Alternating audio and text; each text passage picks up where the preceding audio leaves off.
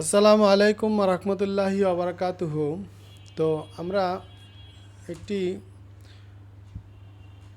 যে ব্যক্তি প্রত্যেক নামাজের পর ৩৩ বার সুবহানাল্লাহ, ৩৩ বার আলহামদুলিল্লাহ, ৩৩ বার আল্লাহু আকবার বলবে এবং লা ইলাহা ইল্লাল্লাহু ওয়াহদাহু লা শারিকা লাহু লাহুল মুলক ওয়া লাহুল হামদু ওয়া হুয়া আলা কুল্লি শাইহিন কদির একবার পাঠ করে সে ব্যক্তি সম্পর্কে প্রিয় নবী হজরত মুহাম্মদ সাল্লাল্লাহু আলাইহি সাল্লাম বলেছেন, তার সকল গুনাহ সগীরা মাফ করে দেওয়া হবে, যদিও তা সমুদ্রের ফেনা পরিমাণ হয়।